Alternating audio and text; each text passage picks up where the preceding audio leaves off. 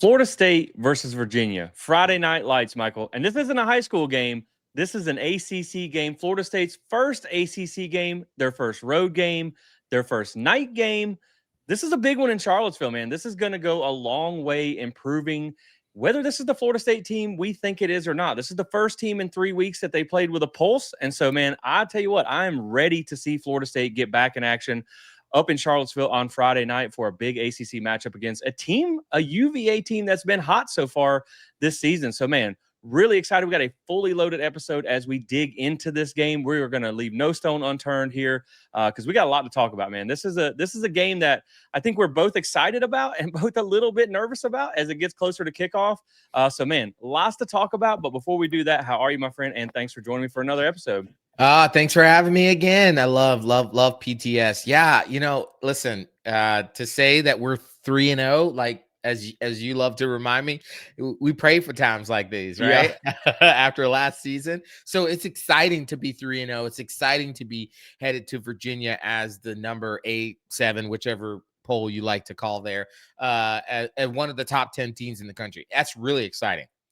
It's also nerve-wracking, and I know we're going to get into this because this place on times when we've been top ranked and they haven't has not gone well for us. So we definitely have some skeletons that we need to get out of that closet for this game. Yeah, we talk a lot about Carter Finley and Raleigh being the house of horrors, the snake pit, but Charlottesville has not been kind to us either. So, man, we'll jump into it. So, as I mentioned, first road game, first night game, first ACC game. And Michael, I was saying this a couple weeks ago, this has trap game written all over it. You're going on the road on a Friday night, a non-Friday or non-Saturday game, which already makes us nervous as Florida State fans to begin with. But you also know that you have the number 2 Hurricanes coming into Tallahassee the next week. So it's got trap game written all over it. And like you said, we have some bad history up there in Charlottesville. But I will say this, man, when I look at this team this year, they seem very hyper-focused. They have not played with their food. They have not played down to the competition. So that does give me confidence going into this game. But still, Michael, I'm a little nervous for this one, like I said, but I'm very much excited about it because, I talked about this on a show yesterday that I did where I think this is like I'm in a position with Florida State where I'm in a trust but verify mode, right? I trust what I saw against Alabama. I trust what I saw against East Texas A&M and Kent State, even if it's a lesser competition. It's not about the score on the score, but it's about how you won the game. You went out there and you took care of business. They smashed those teams, but it's also been 3 weeks since we've seen them play a team with a pulse. And so I think the farther that Alabama win gets in our rearview mirror, kind of the more I'm ready to see Florida State take on another opponent with a pulse so we can kind of know that, can I trust what I saw with my eyes against Alabama in week 1? And I feel like this is going to be a team where, no, this isn't Alabama 2.0, but UVA is a heck of a lot better than the last 2 teams that we played. And so this is going to be a challenge for Florida State. They're going to be on the road for the first time this season. And so, man, they got to go up there and handle their business. So I'm excited about this game it's just the next game on the schedule. But I'm also excited because, we were all riding high after that Alabama win. But these last 3 weeks, while I think they were good for Florida State to build your depth, to, not really overdo it with your starters, to get in sync and things like that when you had a lot of injuries in spring. I think it was great for the program. It also kind of makes me nervous that it didn't move the needle at all, right? And so now I just want to see us play like we did against Alabama, against another team that's actually going to put up a fight. Yeah, kind of the way I look at this, I love the idea of what you're saying here is trust but verify. The idea what I hear, I kind of get to is it's like building a house, okay? Alabama was your strong foundation, right? But then, East Texas A&M and Kent State, you're putting up these frames and stuff like that, right? But now you really got to get to the inside of the house. You got to get the nitty gritty. You got to get the plaster and the wires and the piping and all of that stuff. And that's what these next games are. This is Virginia, right? Virginia is kind of some of that. They're They are a higher level than East Texas A&M. They're a higher level than Kent State. They're not Alabama. Like, let's just be real. They're not Alabama. But you have to throw on the fact that they do have a high-scoring offense. I know we're going to get into that.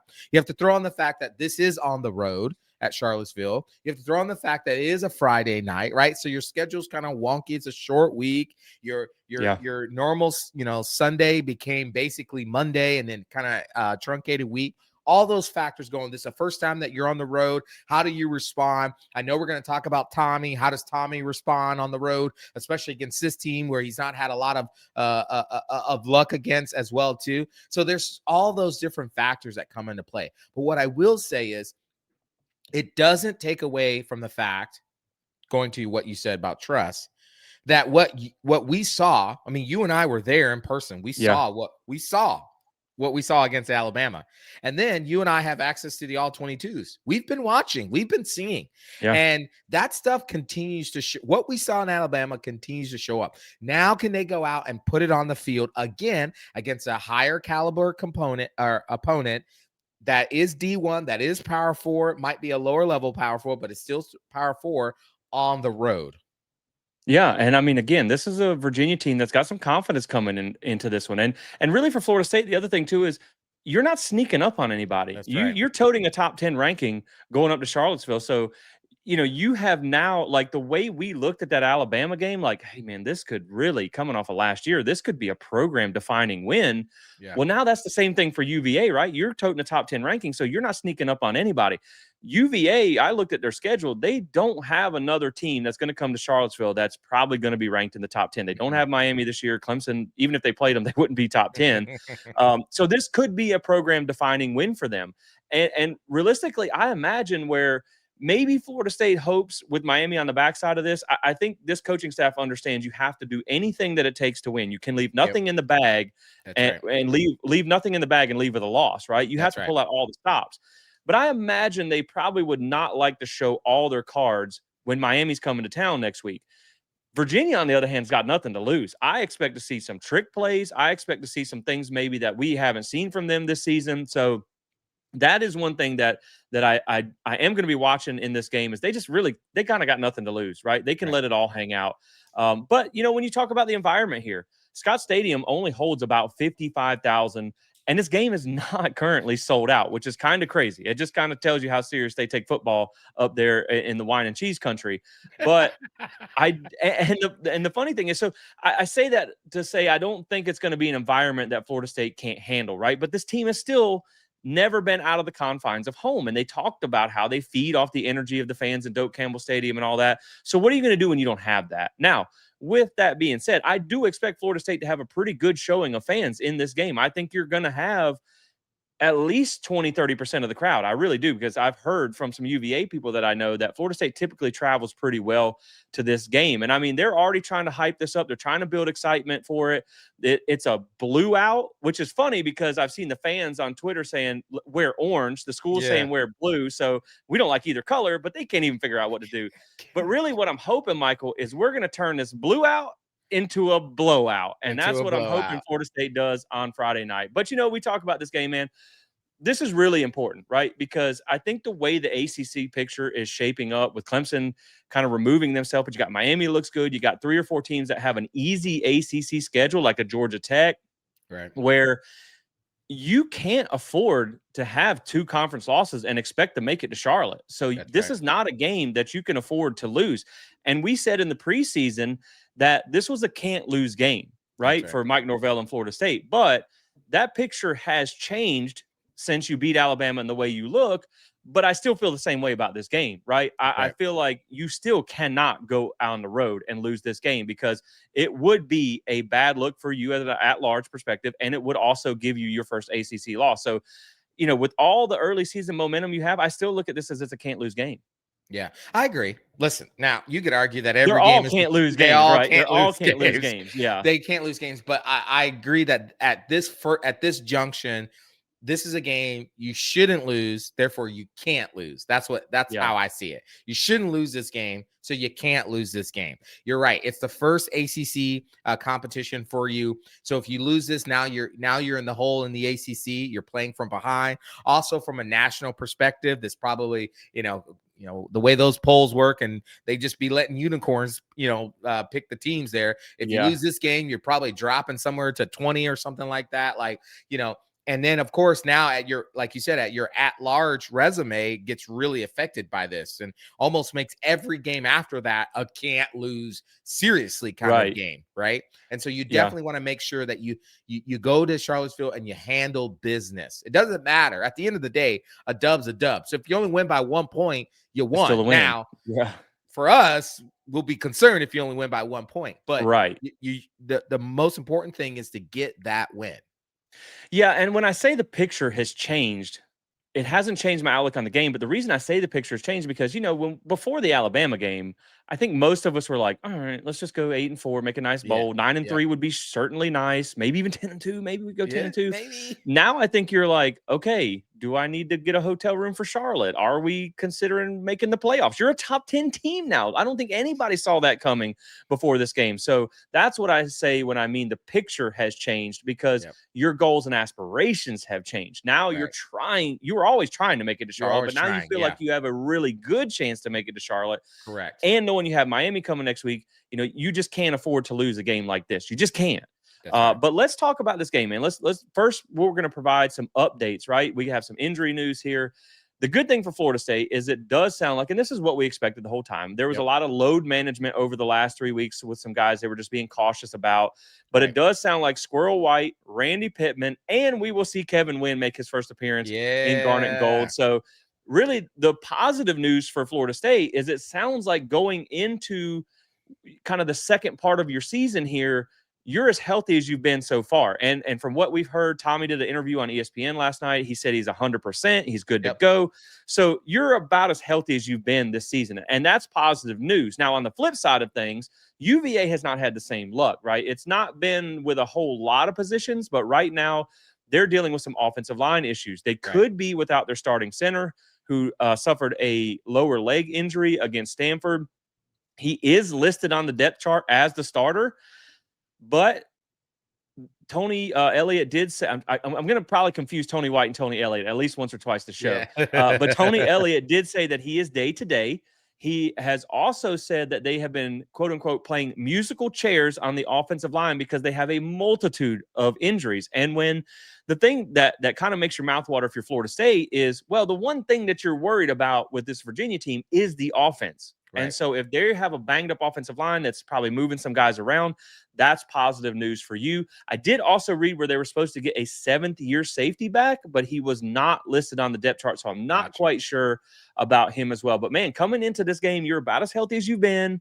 And Virginia's dealing with some issues on the offensive line. And when that's their power, their strength, that's good for Florida State. Yeah, and we're going to get into this when we get into the specifics of their offense and their defense. But the way they're currently constructed, those would be they're already playing with, from a further position than Florida State is as far as talent wise. So to Yeah. lose the guys that you kind of came into the season beginning believing was going to be a part of that, that's going to be even more detrimental if that ends up happening. Now, listen, Yeah. if they play knowing Florida State's luck, they're going to miraculously get healed and they're going to be I'm ready sure. to go, Yep. and they're going to get beer muscles and play out of their minds. Like, let's just be real, right? Yeah. But even with them playing, there's already a significant gap in talent as far as Florida State and Virginia is concerned. So to have them miss that game would be even more detrimental to Virginia and what they could potentially do. So we'll see. I think the injury report you were telling me pre-service, that injury report comes out 24 hours before and a few hours before. So we'll be able to see whether or not those guys are able to suit up and go.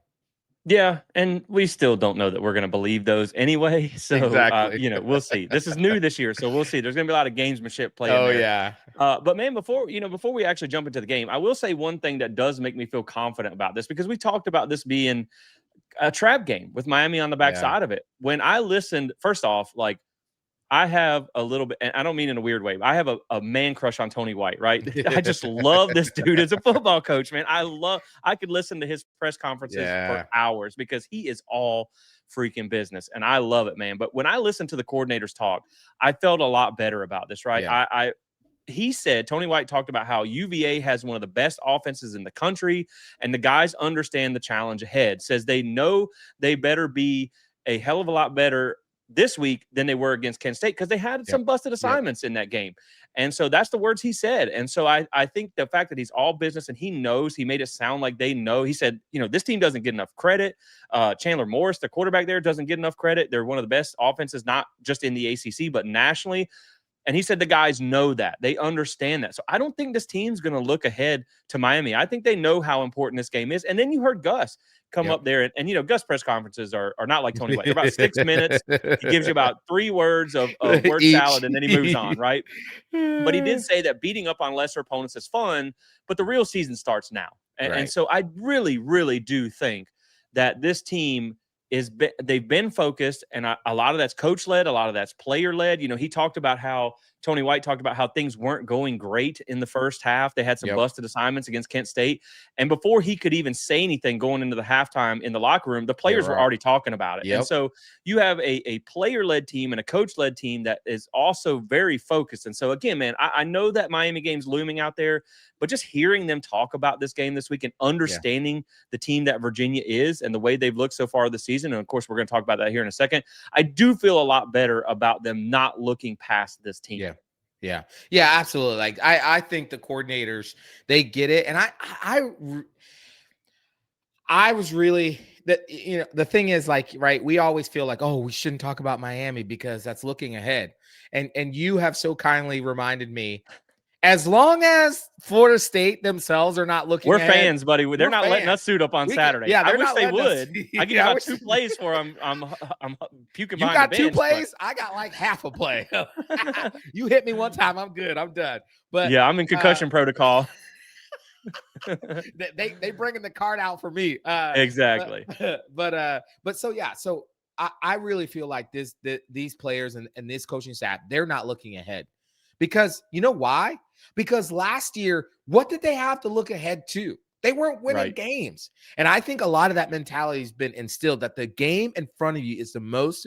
Mike used to say this all the time, in 23 and before. The game in front of you is the most important game.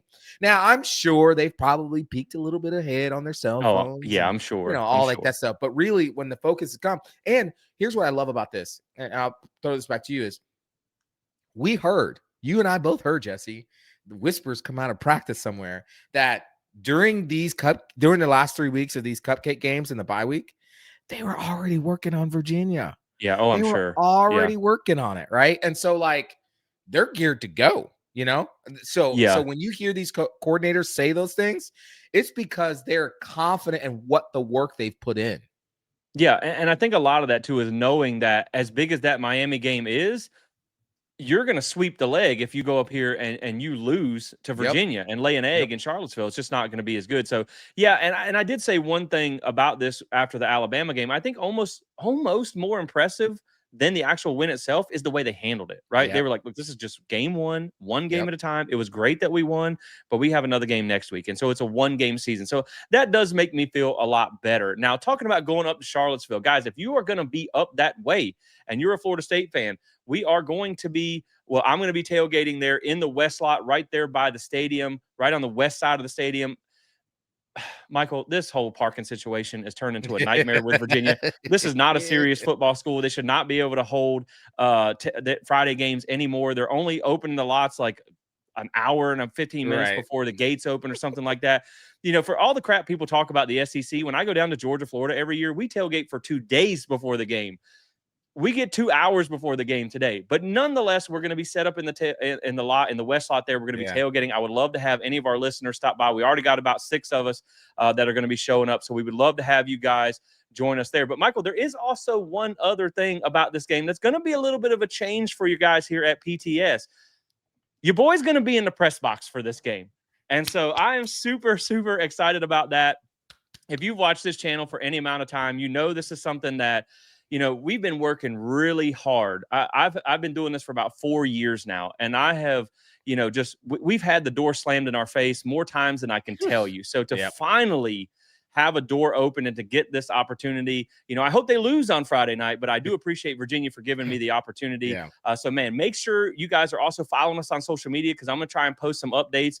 Just my first experience can be your first experience. We'll be doing that on the social channels. So man, just really, really excited about that. We should get post-game access with the coaches and the players.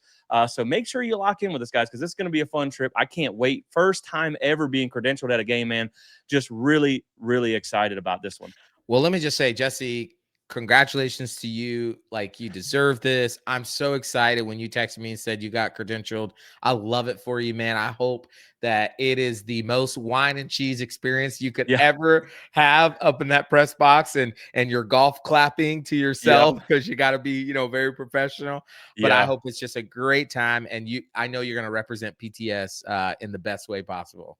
I appreciate that. And I also want to say thank you to those watching, right? Because without you guys, this would not be possible, right? Because when they do this, they look and they verify like who you are as an outlet. So if it wasn't for you guys, this would never be happening. So I do appreciate you guys a lot.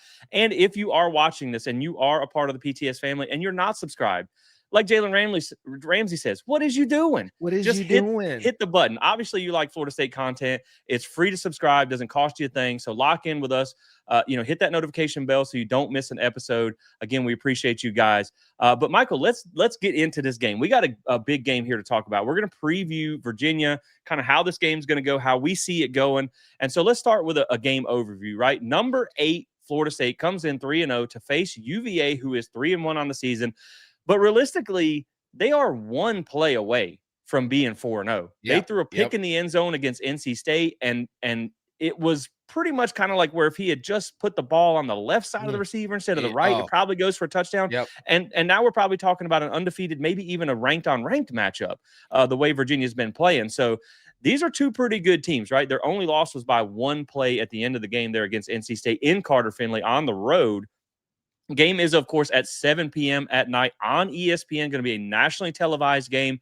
The spread on this game is pretty interesting, Michael. For a top 10 team going on the road against UVA, this line has actually moved. It has come down. We started at around 7.5, and depending on where you look, it's 7 all the way down to 6.5. So Florida State is, according to FanDuel, which is where I get most of my odds, you are less than a touchdown favorite on the road here. And that what do they know? Now, these spreads can be wrong a lot. Obviously, they were wrong against Alabama. We kind of flipped the spread on them there. The over-under is 59.5. Your implied score here is going to be, if you break that spread down, it would be 33-26. So kind of like a 34-24 type of game in that ballpark. Now, the series record, Florida State does own this series, right? 14-4. Florida State has the lead. But, Michael, UVA has won 2 of the past 3 and the last meeting in Charlottesville. We already hate non-Saturday games. And, Michael, if the juju wasn't bad enough, come on, this is also the 35th anniversary of when they handed FSU their first conference loss. And the only reason I mention that is because they're really kind of calling their shot on this one. Like, they're having a whole ceremony for that. They're wearing 1995 throwback uniforms for this game. And so really, man, I hope more than anything. And also keep in mind, gosh, I hate to keep throwing this on the fire. The last time UVA beat a top 10 in Scott Stadium was 2005 when they beat a top 5 FSU. So the juju is not on our side for sure. But what I'm hoping is maybe with them kind of do it, because when they put out the video about these uniforms, there was Florida State highlights in there. So hopefully Mike Norvell put that up as bulletin board material to kind of get the guys fired up this week, because I hope this time, Michael, Florida State's bound to rewrite history. And as a top 10 team, we go act like a top 10 team, which he was in anyway. Let's be honest. He was in, so neither here nor there. But man, a lot of bad gut feelings about this game. But hopefully this time it goes our way. Well, now, Jesse, just real quick, I think it's the 30th anniversary of the, not 35th. Oh, is it? Yes, in 1995. Yeah. So, so 30th anniversary. Gosh, I just even thinking about that. Florida State came into that game 29-0, and I don't know what Bobby was thinking. I don't know who was calling. I think he let Jeff Bowden call the plays that night because they just throwing the ball for gosh knows why all over the place. It just was a terrible day. And just, yeah, anyways. And here's the thing, too. You mentioned about them being an interception away from being basically undefeated. We watched that game film of that. And you're right. If he puts that ball to the outside shoulder of that, because that running back was running what is called a rail route, which is just a little circle route up. If he puts to the outside shoulder, they're undefeated. They're literally marching Yeah. down. I mean, they went up and down, for the most part, especially in the first half against NC State. And then NC State obviously, came out in the second half, made some major adjustments. But that last drive there, they were one play away from being undefeated in this thing. Yeah. This could have been a top 25 matchup, as you said. Of course, going into Scott Stadium, FSU owns this record here. I mean, they're 15-4 there. They're 6-3 in Charlottesville. They're 6-3 at Scott Stadium. So they've done that. But the last, like you said, last 5 games, they're 3-2. They're 3-2 against this team, and the 2 losses have been right there in Scott Stadium. 2019, obviously Willie Taggart's the head coach. We don't need to talk about that, right? We And lost then a lot of games then, so I don't even count them. So the juju, as we like to say, is not necessarily on our side, but man, this is an opportunity for Florida State to go in there and handle business and turn that juju back around and get back into the winning column. These are programs that I grew up believing, oh yeah, you never lose to them. Let's get back to that. Yeah, and I will say, and this is not a dig at UVA, right? Because I like Tony Elliott. He's a great guy. Yes, great guy. They're doing things up there. But man, when your big celebration is the anniversary of a 1-game win, not like the ACC championship, a regular not season. the national a regular season win. Yeesh. And when you talk about this UVA program, right, they have only had 4 winning seasons in the past 20 years. So this is a program that you should not lose to. But we will say that this current team does look pretty good. And we did hear at ACC Media Days where some guys that we know from UVA talked about how they had a big investment in the offseason from some private donor where they were able to go take some NIL and go get, up their facilities, go get some players. And this is, from what we've heard, this was the best and deepest team that Tony Elliott has had while he's there. Now, he is a good coach. He's just not really had a lot of success at UVA because it's not an easy place to win. Like we said, they don't really take football serious like everybody else. But, again, man, I think when you look at the investment that they have made, if he can get a good season, maybe they can turn that thing around. But this is still not a program that you should go up there and lose to as a top 10 team. But, Michael, what is interesting in this game when we talk about coaching is there are 2 coaches in this game, 2 offensive coaches that have won a national championship as an OC that are going to be roaming the sidelines. So, I mean, Gus has one with Auburn and he has one with Clemson. So, I mean, this could be a fireworks show. It's going to be fun to watch. Now, the other thing is part of that 3-1 record, they have not lost at home, but they have also not played anybody good at home either. And that's the thing. So, as we get into this preview, one of the things that I do want to say is, we love to dig through the stats, and I have pages and pages of notes of stats that I'm just going to elaborate on in this one because this early in the season, it's really hard to rely on raw stats, right? Because who have you played? That's right. How much of those stats were even your starters versus garbage time? How good are these other teams? Look at how many flowers we handed out for beating Clemson, and it turns out they're dumpster juice. So I mostly want to focus on the stats against the Power 4 teams and the eye test because we both watched this team play a couple of games. Now, when we talk about these teams that you played, so Florida State has only faced one team with a pulse, right? But that was they had a bounding pulse. That was a very strong pulse. UVA has faced, I guess you might want to say, 2 teams with a pulse. One of them's kind of on life support if you're talking about Stanford. The other one's just, not a weak doing pulse. great. Exactly. It's not doing too well. And so, for me, when I go into this, UVA is much better than what we've seen the past 2 games as far as team-wise. They are much better than East Texas A&M. They are much better than Kent State. But on the flip side of that, Florida State will also be UVA's biggest test by far. I mean, neither one of these teams has played a quote-unquote tough schedule from top to bottom, right? Not in every single game. They played a G5 team and an FCS team as well. But FSU has certainly had the tougher test facing Alabama versus UVA facing NC State. And for example, what I mean by this, obviously you guys know what I mean by this, but to put it in perspective, we already talked about this. I know point spreads are not always the best measuring stick, but Alabama goes on the road to Athens to take on number 5 Georgia on Saturday, and they're only a 2.5-point dog in Mm. Athens to the number 5 team, a place where Georgia has not lost in 33 games. Yeesh. Now, NC State on the flip side, UVA's biggest test, is a 10.5-point favorite over 1-3 Virginia Tech with an interim staff at home. Mm. That's a huge difference. Like Yeah. Alabama would probably be a 30-point favorite over Virginia Tech. Stanford, their second biggest test, is a 2.5-point favorite at home against 1-2 San Jose State.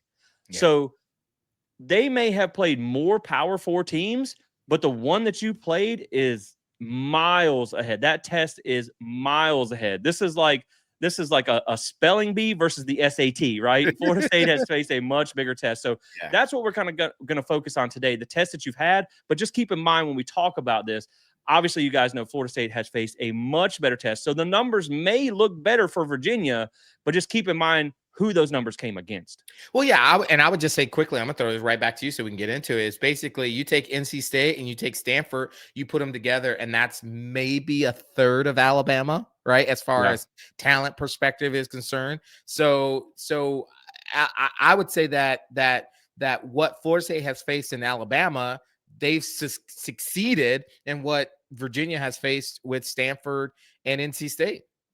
Yeah. And I mean, if you think about it like this, every player on Alabama's roster would probably start at either one of those programs. Probably zero. They wouldn't even take the water boy off those two teams. I highly doubt. Because Alabama's got 5-star water boys. But Michael, before we jump into this, let's first bring a word from today's sponsor, and that is Alumni Hall FSU. We've been rocking with these guys for years here. They got all the great FSU gear that you want from head to toe for the whole family. They'll get you right for game day. Look, that I know, this is an away game, but that big home game next week, you might want to get some new gear for that. If you're in Tallahassee for that one, 1415 Timberlane Road is the location, or you can shop online at alumnihall.com. Make sure you tell them we sent you and save 10% by using code SPEAR. You can use that online or in store. So we appreciate you guys supporting those who support us, and for Alumni Hall supporting us. So, Michael, let's jump into this game here. Let's first talk about the schedule and the road that UVA has taken to get here. Now, we kind of already talked about this a little bit, but game one, they come out against Coastal Carolina. They're 3-1, 1-1 in the ACC. They beat Coastal Carolina 48-7. Not a whole lot to say about that one. Game two, they lose to NC State 35-31 on the road. Then they smack an FCS team 55-16. And then they beat Stanford last week, blew their doors off 48-20. But I'm going to skip over the games that don't really matter because they don't prove anything. But let's spend a second and talk about that NC State game and that Stanford game and what we saw. So in that NC State game, this offense is pretty good, right? UVA put up over 500 yards in that game. Chandler Morris put up over 300 all-purpose yards and a touchdown. UVA rushed for 257 yards against the Wolfpack. Now, I want to at least say this. NC State's defense, they lost their defensive coordinator this year. He went and took a head coaching job. They went away from the 3-3-5. They brought in a new guy, a 4-2-5. That defense is a shell of itself, what it has been. Yep. They have given up 400 yards in more than 400 yards in 3 of their 4 games, right? And they have not all been world beater teams. They play like Wake Forest and teams like that. So, but the one thing I will say about UVA rushing for 257 is 108 of that came on 2 plays. So a lot of that was explosive there. But NC State still put up 400 yards on UVA's defense and rushed for over 200 yards. One notable thing about that game, CJ Bailey, who is a mobile quarterback, did have 2 rushing touchdowns in that game. So this is something where you would expect Florida State's mobile quarterback to also be able to hit them as well against this defense. But man, I mean, they put up over 200 yards. That's what Florida State wants to do. But you also are going to have to limit UVA on the ground because they did put up 257 there. And the last thing I'll say before I kick it to you here is one thing about UVA. I'm glad Florida State has kind of rested their starters a little bit the last couple of weeks. I'm glad they built some depth, because UVA will use tempo sometimes. Not all the time, but sometimes. They ran 45 plays in the first half against NC State. So they will wear you down with that offense. So, man, that's my takeaways from NC State. So let me hear what you got on them. Yeah, like, when I watched the tape back against this NC State game, there are a couple things that I noticed. One, this offense is going to move. I mean, they average about 70 plays, offensive play calls per game. Yeah. That's what they're averaging right now. So they're going to try to go. They're going to try to move. One of the things that actually gives me confidence, but also worries me, is you're going to see a similar set of offensive play call. Meaning you're going to see a lot of similar things that you already see in your own team in Florida State, right? You're going to see a lot of motion. You're going to see a lot of motion, a lot of misdirection, right? They're going to try to get the ball out to their speed guys, and we'll talk about that in a second. To try to get people confused and everything. They're going to run some counters. They're going to run unbalanced lines. I saw several of that happening as well too. They're trying to get up and down the field. And I thought NC State in the first half was not very good at identifying that. There's also some other things that we'll get to in a second. But then in the second half, they did a better job of identifying that, and they were able to slow down Virginia, basically holding them practically score 7 points in the second half, if I remember that correctly. You correct me, Jesse, if I'm wrong there. So I think that's a big part of it too. But then also, one of the things I saw from the offensive perspective is they might seem fast, but when you put them up against an actual athletic defense, they're not as fast as you will think. And when we talk about the defense, I'm going to say the same thing there too as well. Like it was glaring what I felt like was slow. It was glaring what I saw in the offensive line, even their get off on the snap. Like the ball would be snapped and there'd still be offensive linemen, not because of a trick play, not because somebody jumped outside, just because their get off is just slow. And so I think that plays to Florida State's advantage. Now, where it can hurt Florida State defensively is, man, they will run plays. They will go. Yeah. And they'll set you up. They're very much like Gus Malzahn. They will try to set you up for something that they've been kind of, 2 or 3 yard, and then boom, they're going to try to hit you on the top there. So I just thought that NC State made great adjustments in the second half, which then allowed them to get back in the game. And basically, outside of that one game-ending drive where they basically had the chance to win the game in the red zone, I mean, they couldn't do anything in the second half, really. Yeah, you're right. They did only score one time in the second half. And so I also have, when we get to personnel, I have some thoughts. Because I'm gonna tell you what, on that offensive line, because I'm gonna tell you what, buddy, I watched that NC State game, and their right tackle, number 68, had himself a rough day. They might have made him walk home after that one. But talking about this Stanford game, the next game here, again, we're gonna focus mostly on that NC State game because Stanford, they're not very good either. But UVA put up almost 600 yards on Stanford. And for reference, Stanford, as bad as they are, and not really played a whole lot of good teams this year, they have not given up over 400 yards of offense this season. So for UVA to go hang 600 on them, basically 600, that was kind of doing something there. They threw for 384 yards, rushed for 210. Chandler Morris went off in this game. He had 400 all-purpose yards and 5 total touchdowns. UVA, like you said with NC State, man, they start fast. They put up 400 yards and 28 points in the first half against Stanford. Now, on the flip side of that, Stanford did put up 323 yards, 286 through the air. So they torched that secondary. And we're going to talk about that secondary a little bit later. They did hold them to 37 yards rushing, which was 84 sack-adjusted yards. UVA did give up 5.35 yards per play to a bad offense. But I think the takeaway from those two games, Michael, is their offense has been really good against really bad defenses. And their defense has been suspect against one decent offense and one bad offense when you look at just the Power 4 opponents. So that's the thing is you kind of have to adjust for the competition. But the offense looks good. They just have not played a defense like Florida State's yet. Now, again, we're going to talk about that going forward. But, yeah, I mean, they smashed Stanford. But I also look at they gave up 20 points to Stanford. And Stanford missed a field goal in that game. So they could have easily gave up 23 points. And that offense is miles behind where Florida State is. So that kind of makes you feel like Florida State can, if this becomes a shootout, you should be able to hang with them. But yeah, man, I mean, they smacked Stanford, but Stanford's just a terrible team. Oof. Yeah, Stanford, I mean, it's kind of hard. Like, even though Stanford is a P4 program, because they are a P4 because they're the That's good. I like that. They are, yeah. So even though they're a P4 program, they really, honestly, you could have treated them like a super low level FBS G5 school. I mean, that's the type of players they have right now. They lost to Hawaii. They lost to Hawaii. And no offense to Stanford. I like you, Andrew Luck there, but like they don't have the type of players. Really, the game against NC State is probably a better indicator. I like how you said like a decent team. Basically, they could have done whatever they wanted against Stanford, right? Yeah. But something of note here that I don't know if you picked up on, Jesse. They ran the ball 42 times against Stanford for 206 yards. Okay. That's 4.9 yards a carry. Yeah. That tells me something.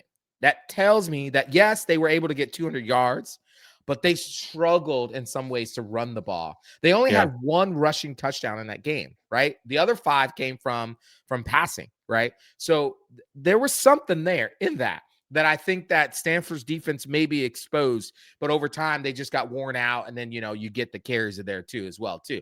But they could have done whatever they wanted against Stanford through the air. I mean, Chandler Morris had a day. I started watching that after the first quarter. I was like, all right, I've seen enough. Like Yeah. Yeah. this ain't gonna tell me much of that game. Yeah, and UVA missed a field goal too, so they were one missed field goal Mm. away from feeding them a 50 burger. So Oof. yeah, I Yeah. mean, but when we talk about the UVA offense versus the FSU defense, so let's talk about that UVA offense first and foremost, because it is the one thing that kind of keeps you up at night when you talk about this Virginia team. This is a shotgun spread offense. They will occasionally use some pistol formation. They don't really do good out of the pistol. Yeah. From what I watched, most of those plays didn't work out too well. As you hinted at, man, they used a lot of jet motion versus NC Yep. State. They like to fake the jet sweep. Didn't see a lot of it against Stanford, but maybe Mhm. they didn't really have to do that type of stuff.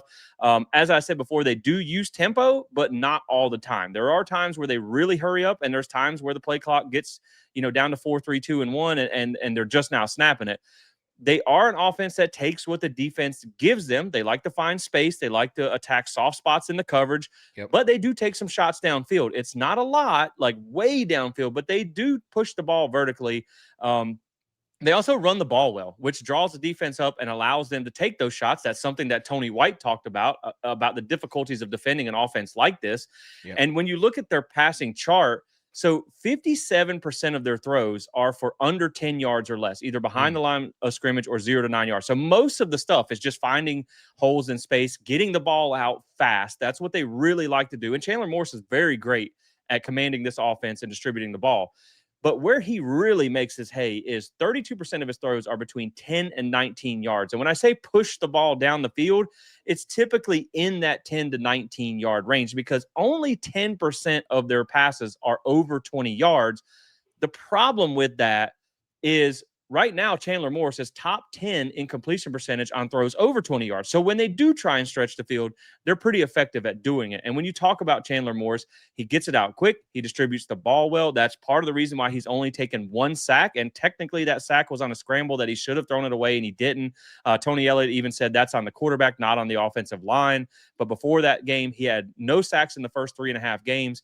And he can move, right? He's not Tommy Castellanos, but he can avoid pressure. He can turn a busted play into something, or he can break off a run in space if you lose contain on him. So, man, this is an offense that they can hurt you in a lot of ways, right? You have a mobile quarterback. Now, this is not unrealistic, right? Florida State has seen Ty Simpson. He's a little bit mobile too.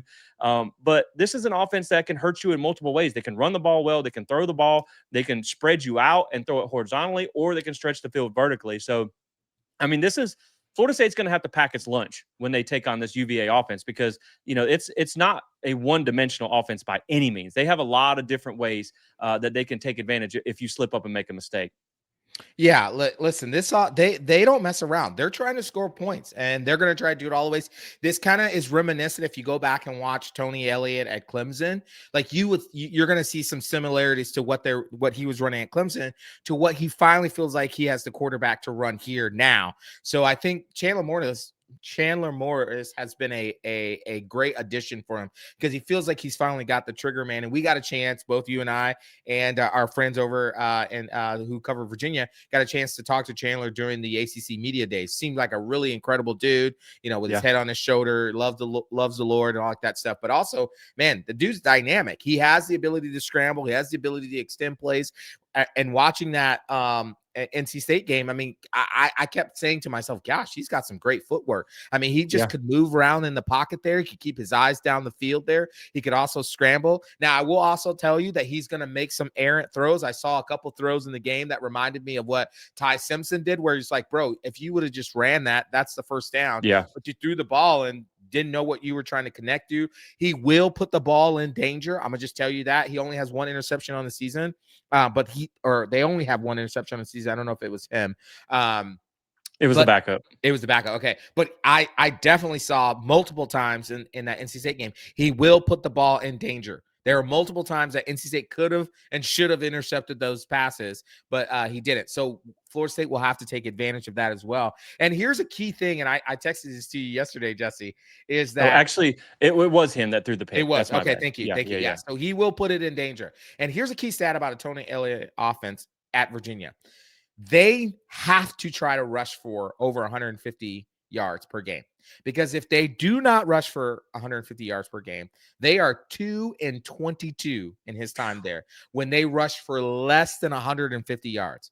So, like when we get to the keys of the game, I'm just telling you now, one of my keys to the game is that Florida State's defense is got to try to hold them under 150 yards rushing. Whatever we got to do, we've got to shut down the rushing. Because when they don't, they could throw for all the yards they want to. But when they don't run for 150 yards or more, they don't win very often. Yeah, and I love it because I'm typically the stat guy, right? But look Yep. at you coming off the top rope, but that's something that I said with Alabama, right? Yep. All 4 games they lost last year, they failed to rush for 100 yards. Guess what they didn't do against Florida Mm. State? Rush for 100 yards and they lost. So there's meat to that, right? There's Yep. stuff to that. But let's spend a minute and before we finish on the offense, let's talk about the quarterback for a second. Let's do a passer profile here. So Chandler Morris is a 6-year senior, 6 foot, 192, not a huge guy. Formerly of OU, TCU, and North Texas, which was an air raid offense. So he's a gunslinger. Yep. This is a guy that was recruited by Lincoln Riley out of high school. And, he's done pretty fairly well with quarterbacks. He started 29 games in his career. So he's played a lot of college football and he's playing at a high level right now. Just some of the highlights. He currently has over a 70% completion percentage. He's one of only 25 FBS quarterbacks that have already thrown for over 1,000 yards. He's thrown 8 touchdowns with only 1 pick. He's averaging 9.1 yards per carry with a touchdown on the ground. He's top 25 in PFF pass grade, completion percentage, pass touchdowns, pass yards, and QBR. I mean, the kid's balling right now. Yeah, but again, keep in mind the defenses that he's faced. He's faced so far the 120th and 133rd ranked pass defenses in those 2 Power 4 opponents. He's also had 32 pressures and only 1 sack. So he's really good. He's really good at avoiding pressure. Now, the thing about him is, Michael, like you said, he's not always been perfect. And I have something that I'm gonna talk about here later where he has made some mistakes in the past. But man, I mean, the kid's doing really well, right? He's playing really well for Virginia. He's an experienced guy. And when you talk about the pieces around him, right, he does have some pieces. It's not like the Alabama offense with Ryan Williams and all this stuff and Jeremy Bernard and all that, but they got some pieces, right? The wide receivers that you need to know about. Number 11, Trell Harris leads in yards with 321 and leads with touchdowns with 3. He's got an 81.8% reception percentage, 17.8 yards per catch. And I think he only has 1 drop on like 20-something targets. So, I mean, he's a sure-handed receiver. He's a little bit speedy. He is definitely their best guy, right? But also number 6, Cam Ross, who primarily works out of the slot. He leads the team in receptions with 19, 252 yards, 1 touchdown, also a good reception percentage. Those 2 guys are pretty dynamic, right? I don't think they're better than what Alabama brought. But 2 other names you probably want to know. Number 7, Jamal Edrime. Yeah. He's not the most productive guy, but he is 6'3", 221. So he does give them size on the outside. And then tight end Sage Ennis, which is a Clemson transfer. Has only had 4 receptions. 2 of them have been for touchdowns. So if you get in the red zone, you better watch out for that guy. So this is not a receiving core that scares you when you saw what Florida State was able to do against Alabama. But they do have some nice pieces that, you saw Kent State bust a 75-yard touchdown pass on you last week. So you can't let these guys get loose in space or they will hurt you. But again, it's not better than what Alabama brought, but they can hurt you if you make a mistake. Yeah, absolutely. Yeah, I'm watching the game, especially against NC State. That number 6 kid, is it Ross? Is that what you said? Is his name? Cam Ross. Yeah, Cam Ross. He's also a really good returner too, so watch out for him as well. He's got a little bit of speed on him, right? And so if you lose him, you're not going to be able to, or well, I mean, not that you can't get him, but it's just going to be difficult. He's going to be the guy. Typically, he's been the first target that that Chandler's looking for. When you went back and watched the NC State game, he would always his eyes would be where Ross was, and then if he wasn't there, then he's moving everywhere else. So he seems to be the number one target. He also has the most catches, 19 catches for 252 yards. He's averaging 13.3 yards a catch, right? A reception there with one touchdown. So that's kind of the guy. Remember when we talked about against Alabama, we said you got to shut down Ryan Williams. You're gonna let the Bernard kid kind of do his thing, but Ryan Williams is the one that can game change. Well, this is the guy that can game change for you. So you want to make sure you get your best. Maybe Jerry. It's so weird calling him Jerry, but maybe Jerry. Maybe Jerry Wilson is the guy that's kind of on him for a while until you can see what that looks like there and how that gets there. And the other thing, this too.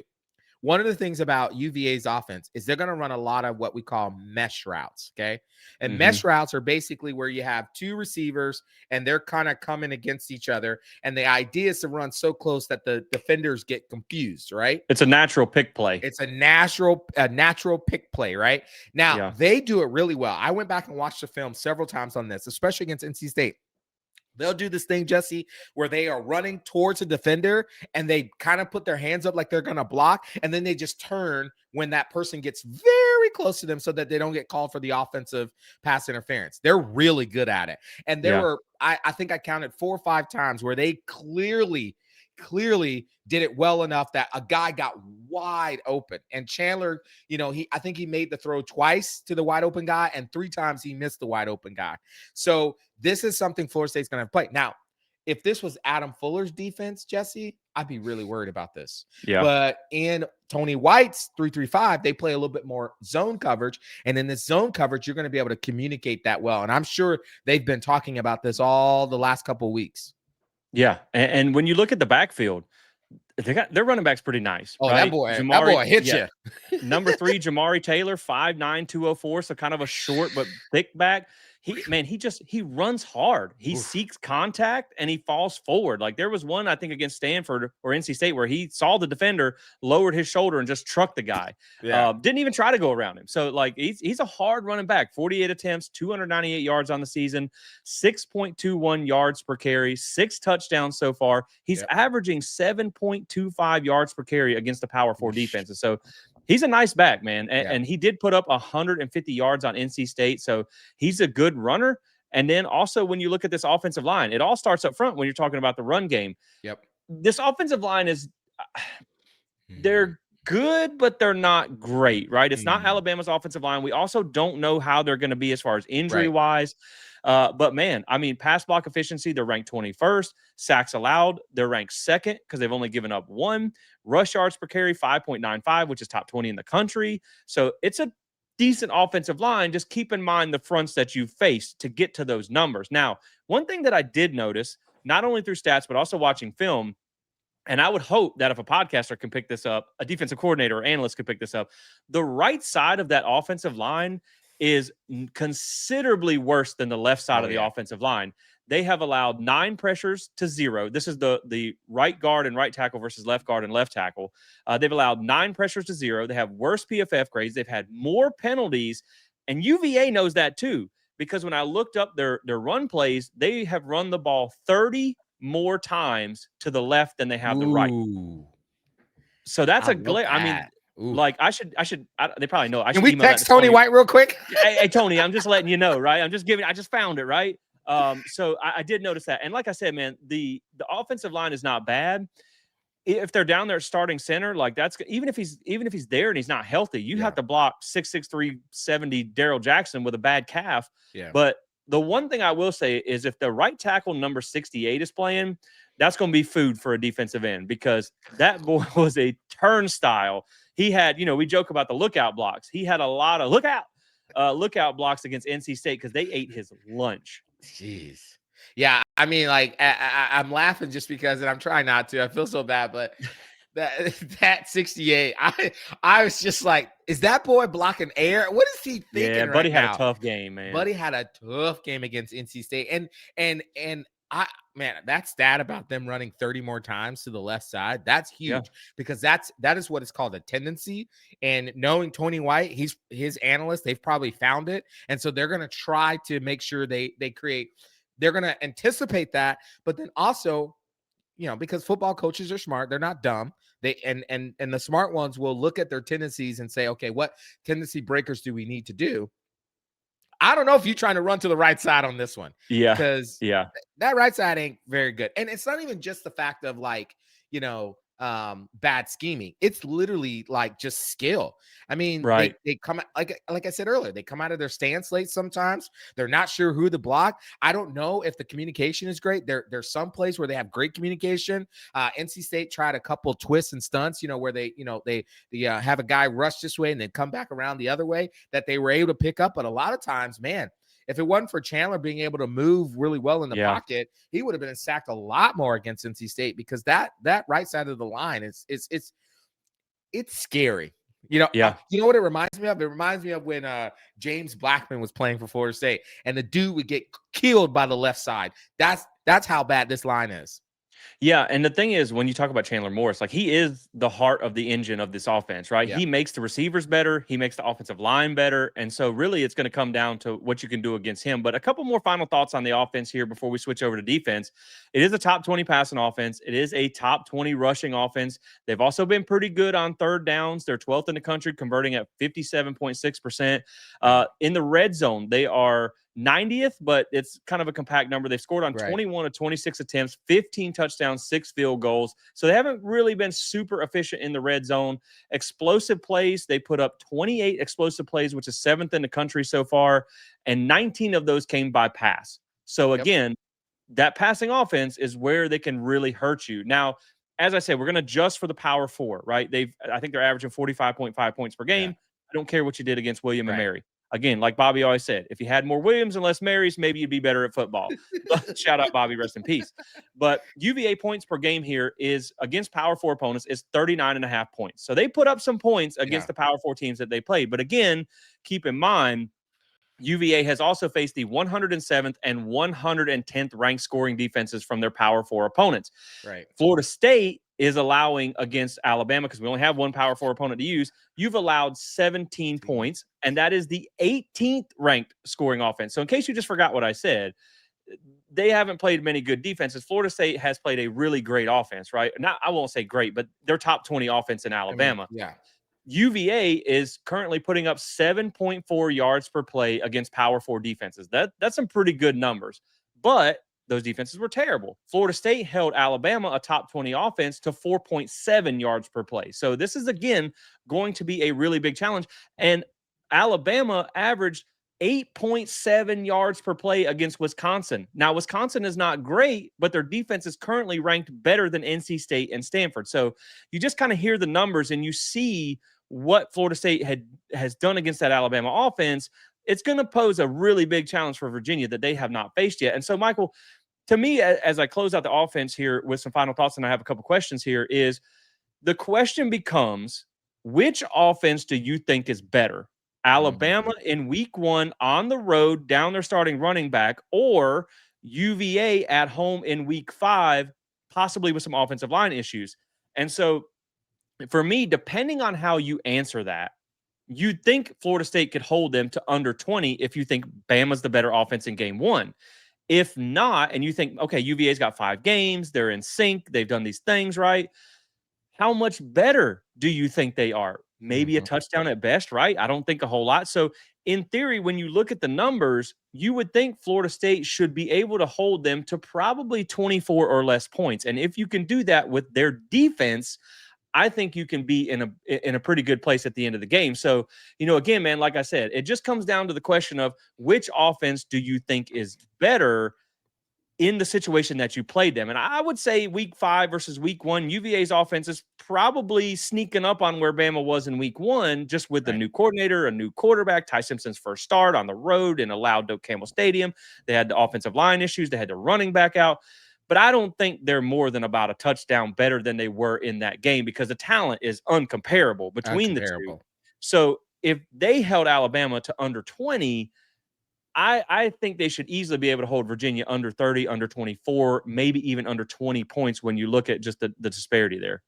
Yeah, and the thing I look at is this, I would agree with you. Like when you look at Virginia's offense and you think, okay, well, if you account for them playing, if you take out William Mary and Coastal Carolina, so you just look at NC State and you look at Stanford, you look at the scale of players on that defensive side, that basically they've played two of the worst defenses in the country so far in the season.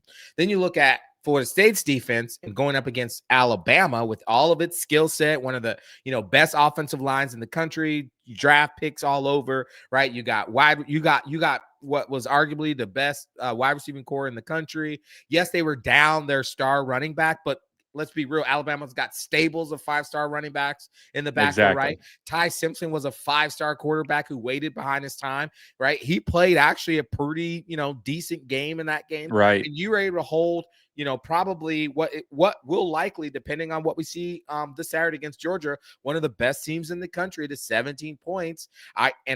Listen, I don't think Virginia could hold Alabama's jockstrap, right? So Yeah.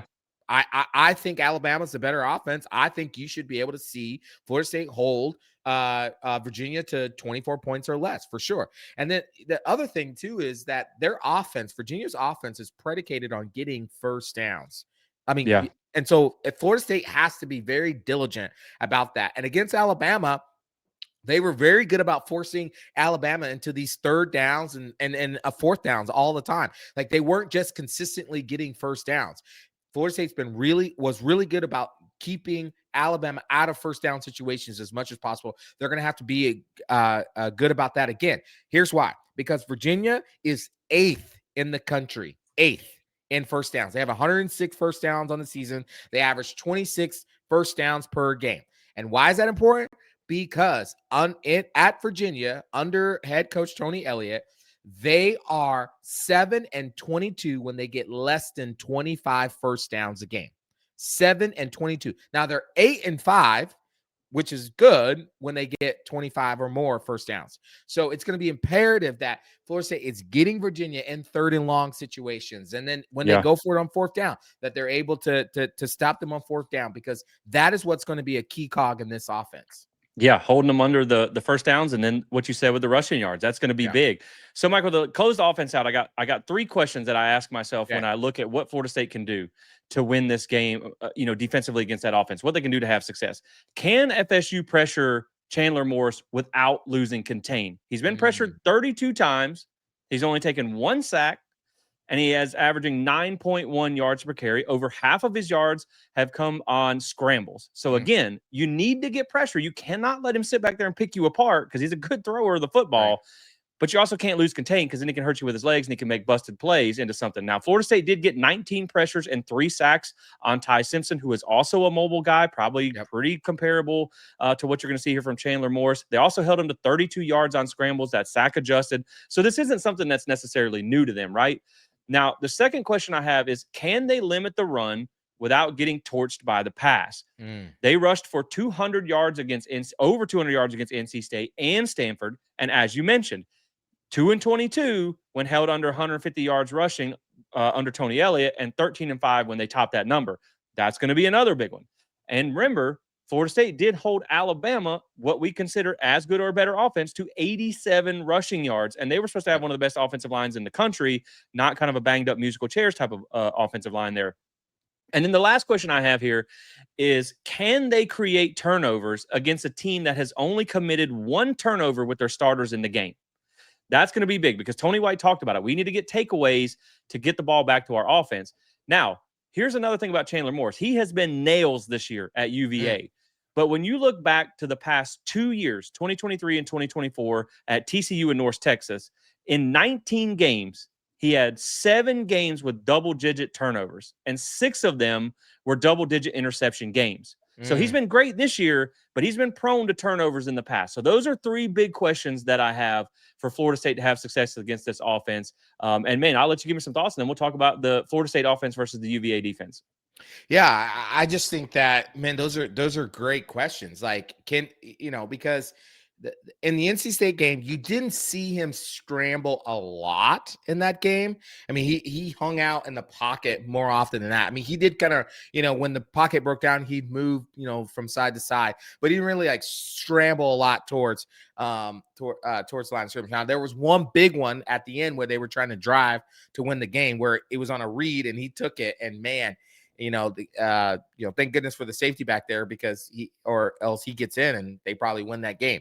But he took it for like 50 or 60 yards, something like that, on a read option there. So he could move.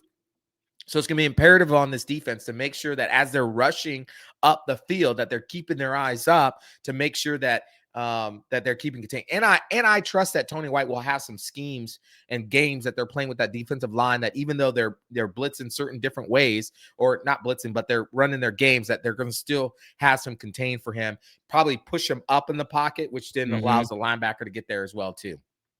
Yeah, and I mean, Florida State really didn't bring a ton of pressure the last two games, and so that's why the sack number. I've been a little bit disappointed in the sack numbers, but I just don't think they had to bring pressure, and I think they might do that in this game. So, Michael, it is almost dinner time, so let's talk about some food here. The UVA defense, because it looks like this might be a treat for us. So this is going to be where we talk about the Florida State offense versus the UVA defense. Now, UVA defense 4-2-5, a lot of too high safety looks. Defensive line isn't bad, but they're not good either, right? It's not like Alabama's defensive line. They got some size. I think they're both of their nose tackles or the defensive tackles are above 300 pounds. So they got a little bit of size up front there. But when you look at the defense as a whole, right? First off, their secondary is not good. It is a glaring weakness of this team. They give up a lot of space and coverage. They've given up a lot of busted coverage. They gave up a couple long passes against Stanford. They gave up a couple long passes against William and Mary on busted coverages. The defense, and I don't mean this as disrespectful to UVA, but when you watch Florida State versus Alabama and then you watch UVA, the defense does look kind of small, right? And they don't look that fast. And so I think they're going to have a lot of trouble matching Florida State's speed. So again, when you talk about this defense, man, it's just not, it's been by far the weaker side of the ball, right? And I think Florida State has a real opportunity against this defense. And right now, versus Power 4 opponents, adjusted again for taking out the bad games, they have allowed 27.5 points per game. Now, if we just thought that Florida State's offense is as good or better than those other teams that they played, and we think you can hold them under 24, and they've already given up 27.5, well, that kind of equals, I'm no mathematician, but that sounds like a win right there. Now, they have faced the 63rd and 118th ranked scoring offenses from the Power 4. For reference, Kent State is also tied for 118th in scoring offense, and they are a bad G5 team that has faced Florida State and Texas Tech. Stanford has faced teams they should compete with, like Hawaii and things like that. So Stanford's offense is bad. So when you look at what this defense has done, it's not even really been against good offenses either. And Florida State against, the 27th ranked scoring defense in Alabama, they put up 31 points, and they also, Bama, they put up 38 on Wisconsin, who has a better scoring defense than NC State, Stanford, and UVA. So again, man, you just look at the numbers and you look at that defense, and you can see an opportunity for Florida State to pop well over 30 points in this game. Yeah, absolutely. I think the thing that stands out to me though is, man, watching the game film. Sorry to laugh. I'm so sorry, Virginia fans. I'm so sorry. But man, I was watching this game film, and NC State is just running roughshod everywhere and anywhere. They're getting whatever they want. I mean, there was one throw where the quarterback, I can't think of what his name is, he throws CJ Bailey. Yeah, CJ Bailey.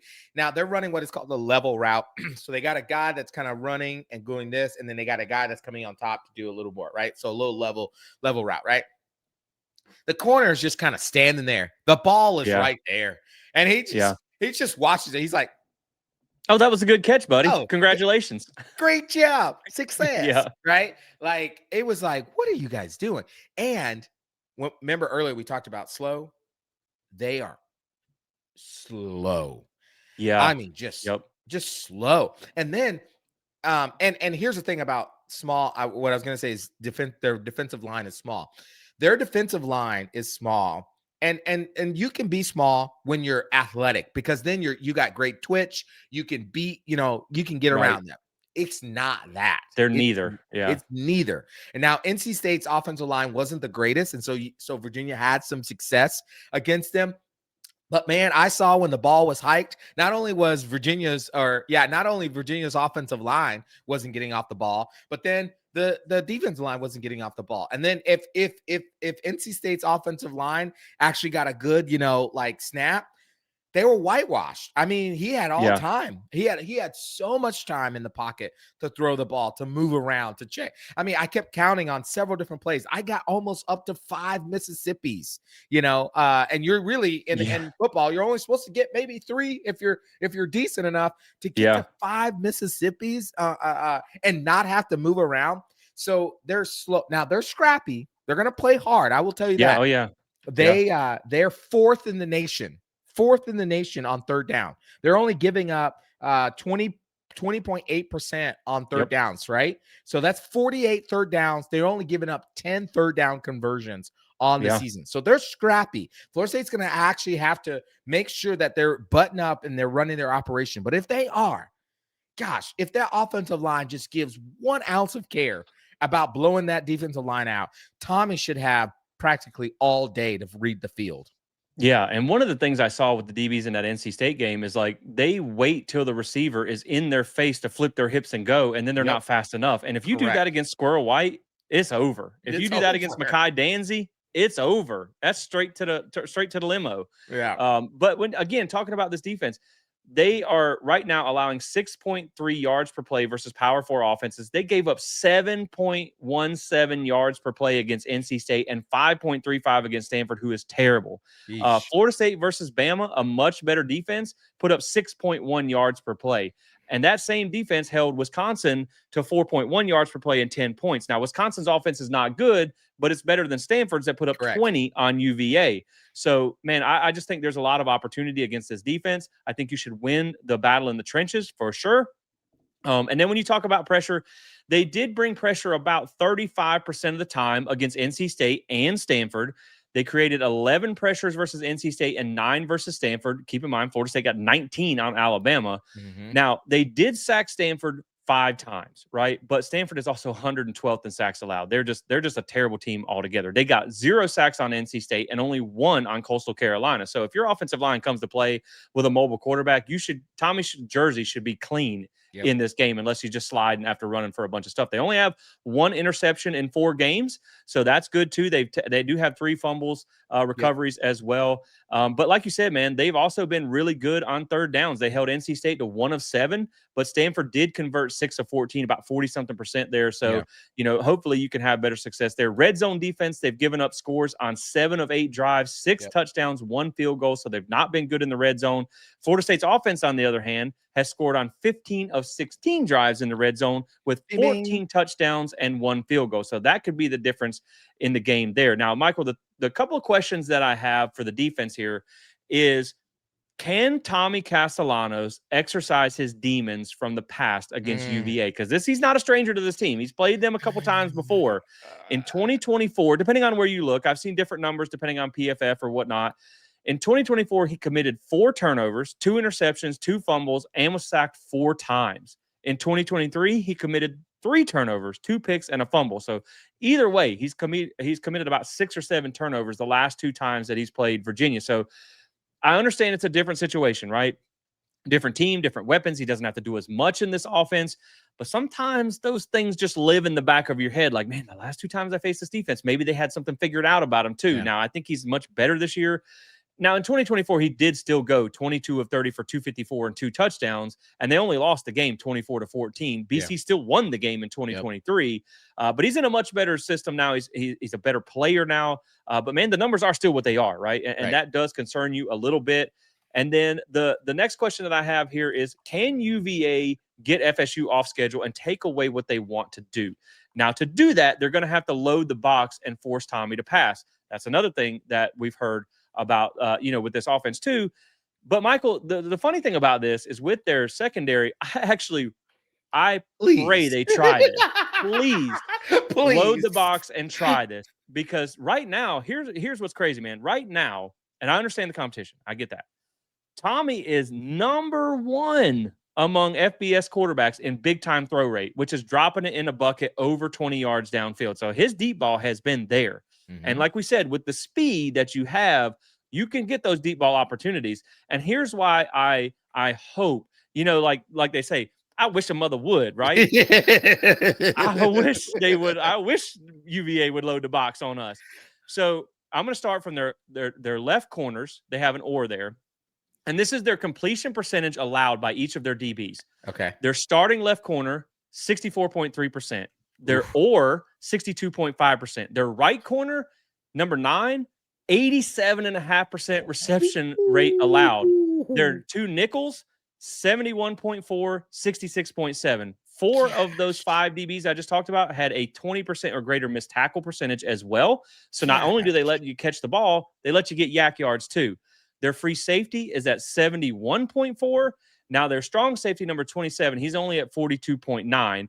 The other thing is, if you can find some mismatches underneath, every starting linebacker, which is 2 of them plus an or, have allowed a 100% reception percentage in coverage.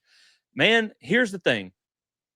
If you can throw the ball, you're going to have some completions, right? And keep in mind, even if they load the box and you can throw them and back them off a little bit, Florida State also ran for 230 yards against Alabama. Alabama. So, again, I wish a mother would load the box against Florida State in this game.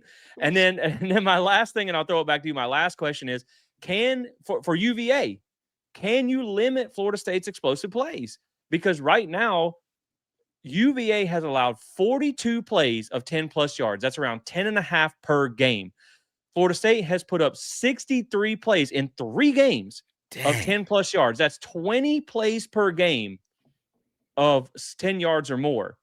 Now, when you talk about the explosive plays allowed over 20 yards, UVA has only allowed 2 runs over 20 yards, but they've allowed 14 pass plays over 20 yards. So, again, man, I really think, of course, Florida State wants to run the ball. It's Gus Malzahn's offense. Yep. But if they load the box, I hope they do, because Tommy could have a coming out party with his arm in this game.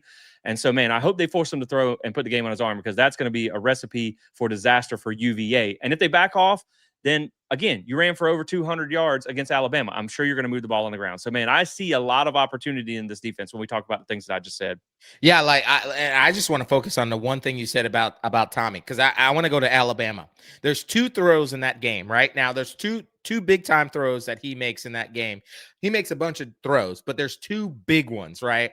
When you talk about down the field passing, obviously the first one is the layout catch by Squirrel White, and Tommy puts that sucker on a dime. Right. And it's right there in a basket. I mean, he reads the defense well. He manipulates the safety and he puts that ball on a dime. The other one, and we talked about this in our Spear review video that we did, where he throws that seam route to the freshman Javon Boggs there, that if he had just caught him by the shoulder, he's gone. I mean, he's walking into the touchdown right now. I know we've seen what he did with, in the cupcake games. Obviously the Mekhi Danzy throw, the 2 throws are just amazing. But the and Deuce too against Texas A&M. Oh yeah, that's right. Yeah, those 2. But those are cupcake games. So if you look at just what he did against what is probably going to be one of the best secondaries in the country in the SEC against Alabama, we'll see. But what was argued to be one of that, I mean, the boy made some incredible throws. So if Virginia wants to load the box to try to take care of this run with your, I can't even believe these numbers: 64, 62, 87, 71, 66 completion percentage. You really want to dare Tommy to throw against that when you got Deuce Robinson, who's fast and big, when you got Javon Boggs, who's fast and big, when you got Squirrel White, who's electrically fast, when you got Mekhi Danzy, who is divine fast and is growing in his wide receiver number. Oh, guess what, Jesse? We haven't even talked about Jalen Lucas. We haven't even talked about Gavin Sawchuk out of the backfield. Like, okay, please load the box. I hope you do. I hope you do. So, yeah, man. And I mean, I just think there's an opportunity, right? And if they do have to back off because of the pass, then you're just going to pop them with runs. And so, man, I definitely, like I said, I see a real opportunity against this defense. And hopefully it doesn't turn into a shootout. But I definitely think, because Gus Malzahn's not built for a shootout, but again, if you can stretch the field and they can't cover it, Well, then, hey, load them up because we're Load we're them we're up. going to be firing all over the place. One last thing before we kind of wrap this episode up: their kicker, just in case you're wondering, 7 of 10 on field goals, 1 of 3 over 40. So maybe that could be something there. Mhm. I don't even know who our kicker is. I don't know who our punter is, Michael, because Jake they don't do Weinberg, anything. Max. Because Yeah, yeah. we don't need them. We don't even need them. We haven't punted in 2 games, and so that's Yeesh. interesting there. But man, let's go ahead and bring this home, right? I know we Okay. ran this preview really long, but that's what makes Plant the Spear different, right? We really dive in. I see some of these 15, 20-minute previews on YouTube, and I'm like, I don't see how you preview a whole game in 15, 20 minutes. So we're taking it all in. But Michael, let's bring this home and kind of wrap this up here. So I think all in all, I'm going to do some final thoughts. Then I'm going to do some keys to victory here, and then we'll make our score predictions. So I think when my final takeaway here, when we wrap up everything that we just talked about, right? So Virginia, when you talk about their offense, they have put up over 500 yards. They have rushed for over 200 yards, and they have scored over 30 points versus both power forward defenses that they've faced.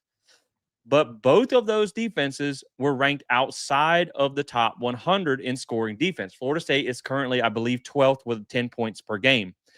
NC State, as we mentioned, has given up over 400 yards in 3 or 4 games this season. So this offense is good, but FSU will definitely be the best defense that they have faced. FSU only allowed 341 yards and 17 points against Alabama, which is a better offense than probably what Virginia has, right? Or at least very comparable, because that Alabama offense has been lights out since the Florida State game. I understand the competition as well. But the defense has also struggled so far, and they've only faced one decent offense. So to me, if NC State can score 35 and FSU scored 31 on Bama's defense, which is much better than UVA's, I'm pretty confident in saying that there's no reason Florida State should not be able to pop 30 plus points in this game, maybe even approaching 40. Now, UVA has home field. We already talked about it. They have the juju factor, if you want to Yep. go with that, if you believe in all that stuff. And the pressure is on Florida State, right? UVA's got nothing to lose. They lose this game. How well, it's Virginia, whatever. Florida State loses this game, you're gonna get laughed at, right? Yeah. Because and then it's gonna kind of do some things for that Miami game as well. Now, Florida State does have a talent advantage in the ACC per the 247 talent composite. You are third in the ACC. Virginia is 15th. Mm. So I think they have 6 blue chips, and you have like 38. So you have an overwhelming talent advantage. Tony Elliott's a good coach, but I think overall you have a coaching advantage there as well. So that's kind of my final thoughts, Michael. I'll let you give anything there, and then we'll talk about our keys to victory. Yeah, my final thought is again, like this, I've said this before, and I'll keep saying it every game. You got to come in, you have to focus. Like, this is the game in front of you. This is the most important game in front of you. You execute the play that's in front of you, right? Execute the play that's in front of you. Dominate your position wherever you are. If you're a guard, left tackle, if you're a wide receiver, running back, defensive back, DN, linebacker, whatever you are, kicker, punter, dominate your position, okay? And then win the game. You are Florida State football. That Yeah. is it. Unconquered, as our beloved Odell likes to say. Win Right. the game by any means necessary. Yeah. And so my 3 keys to victory for Florida State over Virginia. First and foremost, play a clean game. Mm. First one on the road against an opportunistic team that has a good enough offense. If you give them 2 or 3 extra at bats, they can turn that into That's points. right. This is how teams, NC State, right, just went on the road to Duke and outgained them by over 100 yards and lost. Why was that? They turned the ball over 4 times. Duke had over 100 yards in penalties and got outgained by 100 yards and still won because they turned the ball over. So first and foremost, play a clean game. Don't gift them opportunities. Do not shoot yourself in the foot. Don't get a big play called back because of a stupid penalty. Don't do those things. That's how bad teams pull upsets when good teams make a lot of mistakes. The second, get pressure on Chandler Morris. You cannot let him sit back there and pick you apart. He is maybe one of the best quarterbacks here. Listen, man, we're not there yet. I'm more worried about Chandler Morris as a quarterback than I am Carson Beck next week. I'll tell you that. So you got to get pressure on him. You can't let him sit back there and pick you apart. But you cannot lose contain, because he will hurt you with his legs. We talked about this before the show. Daggone it, if there's a game James Williams had a coming out party, because we haven't seen a whole lot from him yet, this would be it. This is the game that we need him to do big things in. And then my last one here, throw the ball. I know Gus likes to run, and I'm sure they're going to run a lot. But their secondary is a glaring weakness that we can exploit, and that will also help open up the run. The weakness and the opportunity is against that secondary.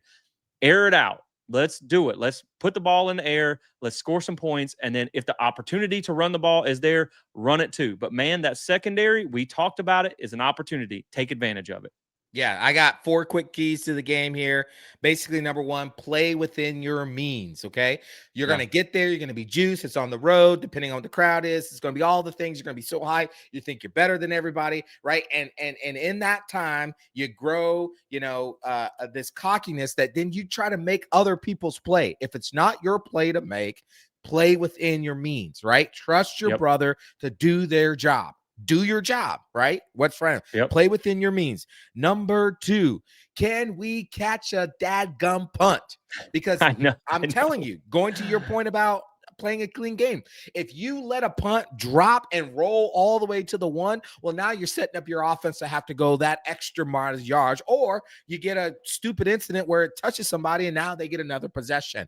Like the Alabama game. Like the Alabama game. Can we catch a punt? Can we catch a punt, please? Yeah. Number 3, you have to hold Virginia under 150 yards rushing.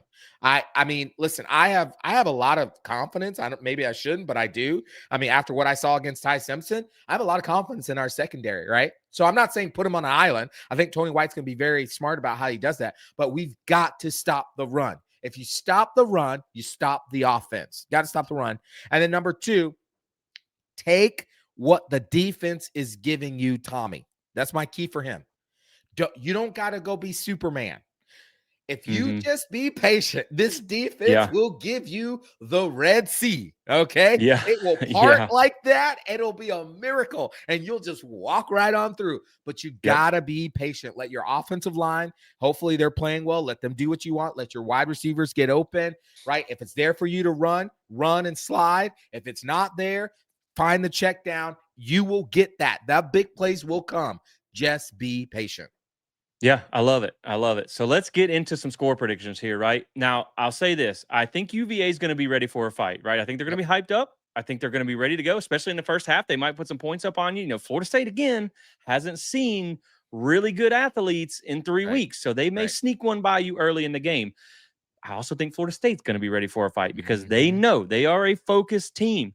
Florida State starters have only played about 4 quarters in the past 3 weeks, so they should be fresh.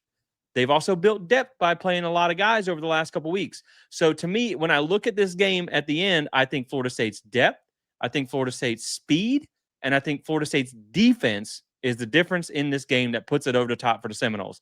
Now, I wanted to go a little bit higher than I'm going to go on the score prediction, right? But I also think that knowing what that offense has, if Florida State carries a lead into the second half, I do think, and they're running the ball successfully, I do think they may try to slow the game down. I know Gus likes to go fast, but if you have a lead, sometimes the best defense is keeping the offense off the field. And so you could see them kind of slow the game down. Let's kill the clock. If you got a lead and you're running the ball successfully, maybe that drags the score down a little bit. But at the end of the day, Michael, I think it's going to be a good game, but I think Florida State wins. I think Florida State covers. Give me the Noles 38-24. And we bring home a victory from Charlottesville. We shake the juju off, and we win this one 38-24 and cover. Okay, I like that. Listen, against Alabama, Alabama started the game, and they were hot, right? They just went down. I think it was, 15 plays, took almost all of the first quarter, right? Yeah. It looked like we were kind of discombobulated there. We obviously went back and watched the film. We saw where some of the adjustments were made. As soon as the adjustment was made, okay, Alabama scores 7 points, took 15 plays, took them almost a whole quarter to score that. Florida State then goes on a 24-0 run, right, against Alabama. Then Alabama goes on a 10-0 run. Florida State closes it out at 7. We get a 31-17 victory against Alabama. I think Virginia's going to come out hot.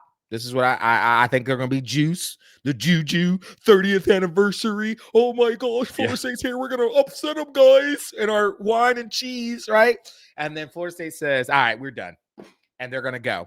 And I have Florida State. Man, I had 34-17. But now I want to say 42-17. That's going to be the final score. They cover. They get a dub. I'll say this. When I said I think they might slow the game down a little bit, I did Mhm. have us at 41-24. So, I mean, I Okay. really do think we can break 40 points. I Yeah. mean, if Yeah. Stanford could have put up 23 on them, Right. NC State put up 35 on them. Right. I don't see why Florida State can't put up over 40. So I could see this game kind of getting out of hand, right? I could see Right. a 41-17 type of game. But I'm going to go with Yep. 38-24 Yep. because I think it's a good one. just because it's a good offense and it's our first game on the road. We Right. have not seen this team play on the road yet. You've seen Alabama struggle on the road. You've seen some other Yep. teams. So, but I still, you win, you cover. That's a 2-score win, and I think you're okay with that, right? And That's then right. you turn your focus to that massive game in Tallahassee next week. So that's going to do it, guys, for the Florida State Virginia preview. We appreciate you guys watching, sticking through the whole thing. Hopefully, you have a great idea of what to expect on Friday night because we have talked about every nook and cranny of this Virginia team. And so I hope you guys enjoyed that. Again, drop a like and subscribe if you enjoy this. Rate and review on the podcast helps us reach other Nole fans. Check out Alumni Hall and save 10% with Coach Spear. We also have a website at plantthespear.com. I'll be getting the written preview coming up here shortly for you guys. So make sure you check that out. You can also find all of our videos and podcasts over there as well, man.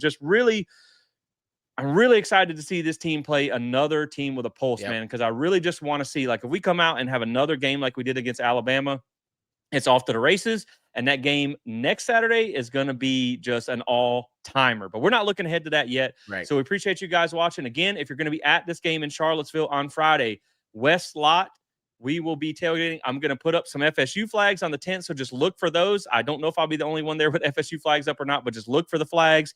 We'll be there as well. Also, make sure you follow us on social media and kind of come along with me for the first ride in the press box, man. But we appreciate you guys for joining us. We appreciate you for your support. And guys, we will see you on the other side. Well, one thing before we get out of here. The post-game show could be hit or miss, right? We don't really know because with me having credentials for this game, I will probably have post-game access to go ask questions to Mike Norvell and the players. I don't know how many opportunities I'm ever going to get to do that, so I want to try and take advantage of that. So the post-game may be pre-recorded. It may come out Saturday. We will get something done for you, I promise. Just know it may not be our normal workflow. Okay, so just keep that in mind after the game. But again, thanks guys for watching, and we'll catch you on the other side. As always, go Noles, baby.